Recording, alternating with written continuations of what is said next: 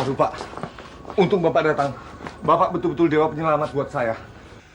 Ceritanya begini Pak, tadinya saya cuma mau minta tolong nanya alamat sama nona ini. Tapi kemudian dia mencoba memeras saya. Dan dia minta sejumlah uang pada saya. Kalau saya tidak mau memberikan, dia akan teriak-teriak dan mengatakan saya mencoba memperkosa dia Pak. Dia bohong Pak, dia bohong. Saya tidak bohong Pak, betul saya tidak bohong. Saya nggak bohong Pak, saya tadi di sini lagi nunggu bis. Lagi pula saya nggak butuh uang laki-laki ini. Coba lihat dandanannya, lihat. Sudah. Semua orang yang saya tangkap selalu mengaku tidak bersalah. Kalau Anda merasa tidak bersalah, kita selesaikan di kantor. Dan kamu juga ikut. Baik Pak. Ayo. Pak, saya nggak salah. Bapak saya pengusaha, saya mahasiswi Pak. Tadi saya dari rumah teman saya. Kalau Bapak nggak percaya, Bapak boleh tanya sama teman saya. Sebaiknya Anda ikut tanpa saya borgol. Saya nggak salah Pak.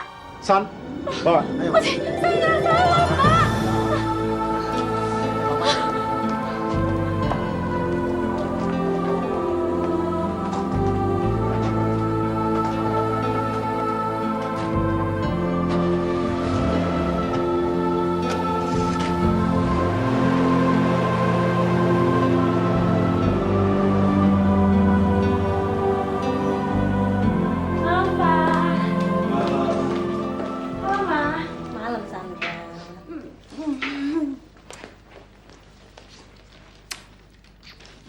Gimana hasil ulangan harian kamu ini hari? Ih, si Mama. Sandra kan udah sering bilang kalau ulangan harian di kampus itu namanya kuis. Ulangan harian mulu sih. Apapun namanya, kami ini mau tanya bagaimana hasilnya. Soalnya kamu kan lebih banyak main daripada belajar.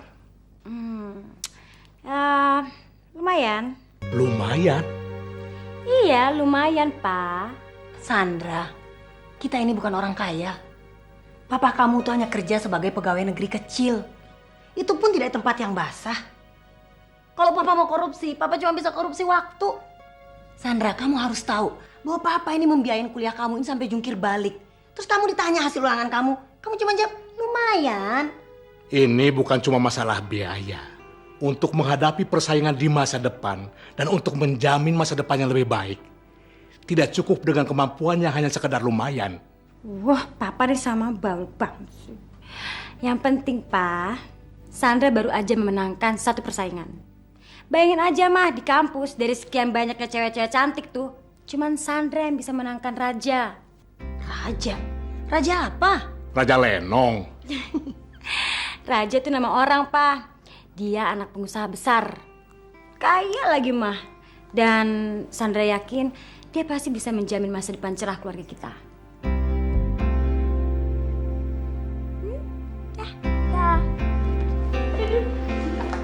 Nggak habis pikir cara berpikir anak-anak sekarang. Mereka selalu mengambil jalan pintas. Anak kita itu pintar. Tidak seperti kamu. Dan kelihatannya juga dia cukup pintar untuk memilih masa depan. Iya sih, Pak. Kalau aja Mama sepintar dia dan Mama disuruh memilih masa depan, Mama tidak akan memilih Papa sebagai suami Mama. Hei, kamu seharusnya sadar. Modal kamu tuh pas-pasan untuk bisa memilih. Nona jangan memutar balikan kenyataan.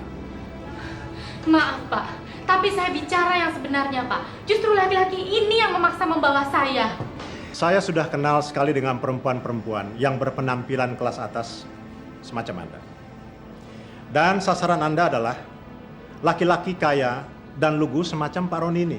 Pak, kalau Bapak tidak percaya, ini telepon ayah saya Pak. Bapak silahkan telepon dia.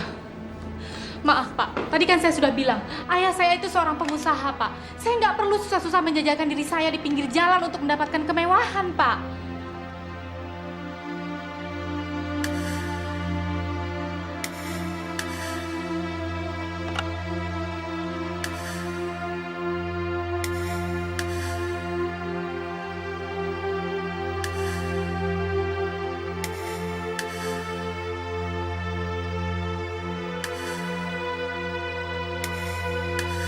Teleponnya sibuk. Bapak Anda rupanya terlalu sibuk. Sampai dia tidak ada waktu sama sekali untuk memperhatikan kelakuan anaknya. Dan dia masih menganggap bahwa Anda perempuan baik-baik. Dia memang wanita baik-baik.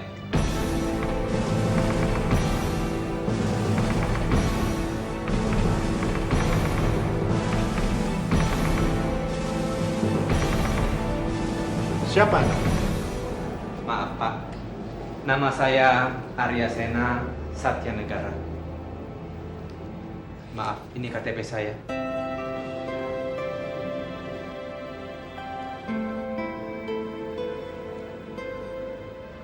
Ada hubungan apa dengan Surya Satya Negara?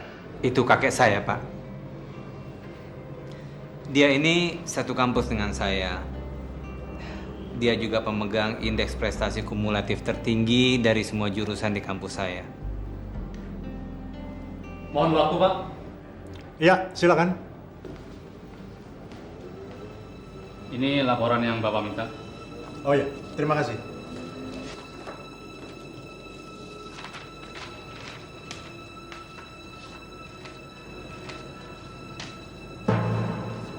Roni,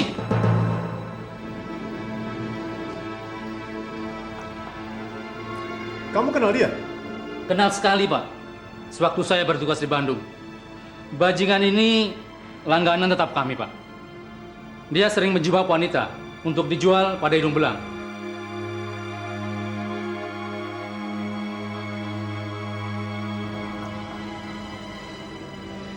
Saya sudah berkali-kali bilang, Pak. Tapi Bapak tetap menuduh saya. Tenang. Tenang dulu, ya. Kamu tidak akan saya kasih kesempatan untuk lolos. Saya mohon maaf atas kehilafan tadi. Saya kenal baik dengan Pak Surya Satya Negara. Saya yang mengurus pada waktu terjadi kecelakaan yang menimpa anak dan menantu pada saat itu. Terima kasih, Pak. Yang Bapak urus itu adalah orang tua saya.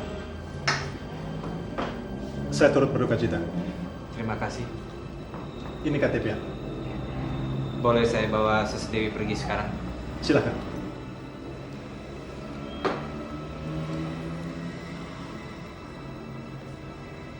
Saya minta Anda bisa datang untuk memberikan kesaksian pada bajingan ini.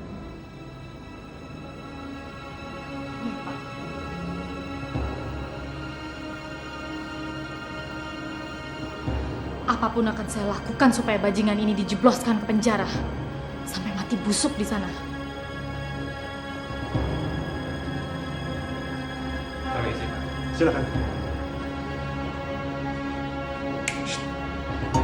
Bangun. Berdiri.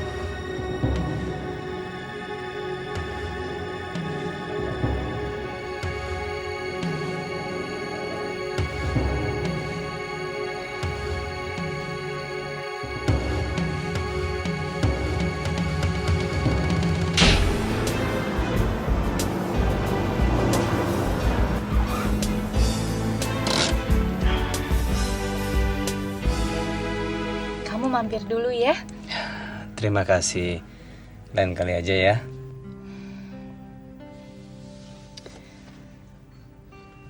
Saya merasa sangat hutang budi sama kamu.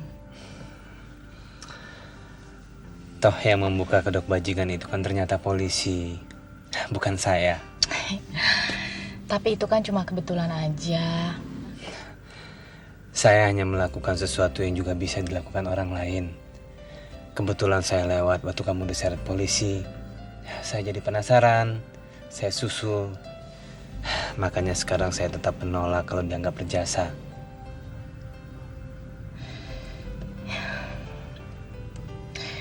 Saya tetap merasa hutang budi sama kamu. Saya nggak bisa ngebayangin kalau tadi saya dijebloskan ke penjara dengan tuduhan yang bukan-bukan. Tapi kenyataannya sekarang, kamu sudah sampai di depan rumah kamu. Tuh. Ya kan? Ya. Bagaimanapun, saya tetap merasa hutang budi sama kamu. Karena apa yang sudah kamu lakukan terhadap saya itu bukan sesuatu yang kecil, Arya. Karena terus terang aja, saya nggak pernah lihat kamu di kampus. Itu karena dalam konsep kamu, kampus hanya semata-mata untuk mencari ilmu. Padahal banyak mahasiswa dan mahasiswi di situ menemukan jodoh mereka. Ya, itu karena saya punya pemikiran yang beda dengan mereka. Tapi terlepas dari itu, saya tetap harus membalas hutang budi saya kepada kamu, Arya. Sekalipun orang bilang hutang budi tidak akan pernah bisa dilunasi. Lain kali hati-hati ya. Saya selalu hati-hati.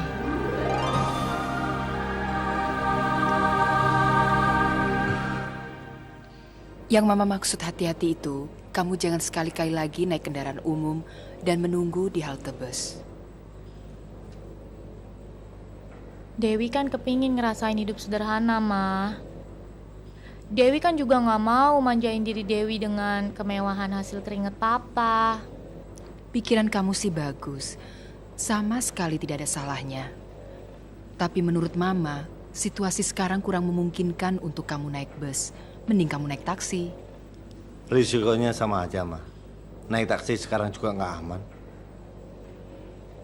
Mama juga nggak bisa bayangin gimana jadinya kalau waktu itu teman kamu nggak kebetulan lewat. Iya, kalau teman kamu ada waktu, ajak mampir mari dong. Papa mau ngucapin terima kasih. Sebenarnya dia bukan teman Dewi, Pa. Sebelumnya juga Dewi gak pernah lihat dia, biarpun kita satu kampus. Iya, Papa tetap harus ngucapin terima kasih. Kamu sudah makan, Wi? Udah. Kalau gitu, sekarang kamu sholat dulu, habis itu istirahat ya.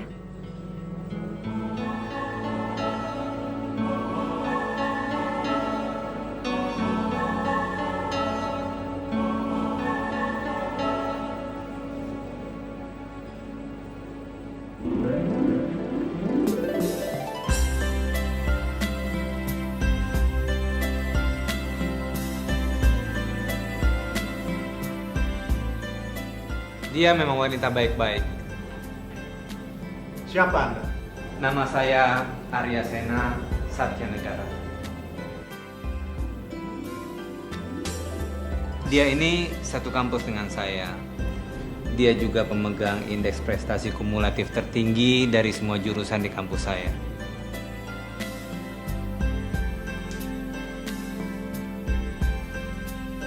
Saya hanya melakukan sesuatu yang juga bisa dilakukan orang lain.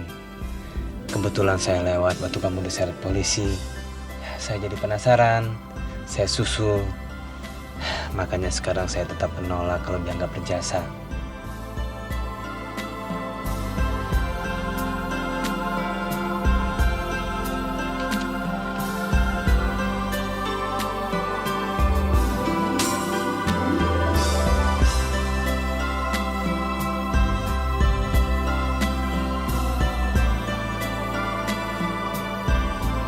Saya minum obat, toh sepertinya saya tidak sembuh-sembuh.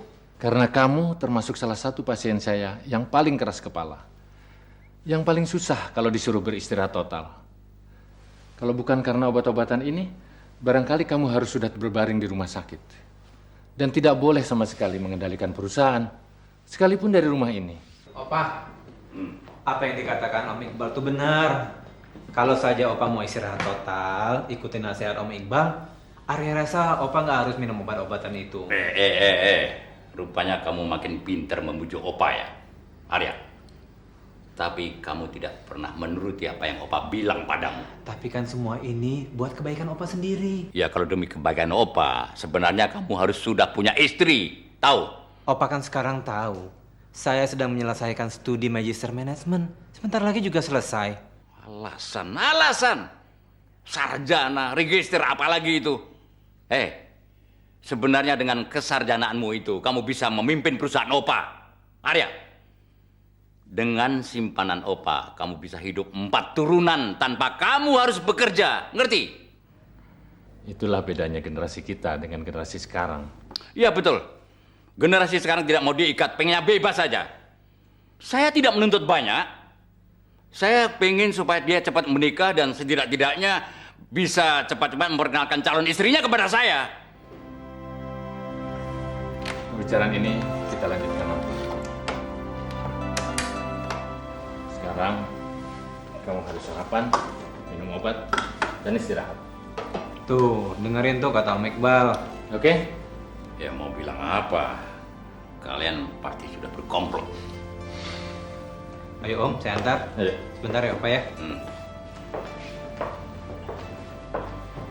Doro, breakfastnya Apa nih? tomato juice,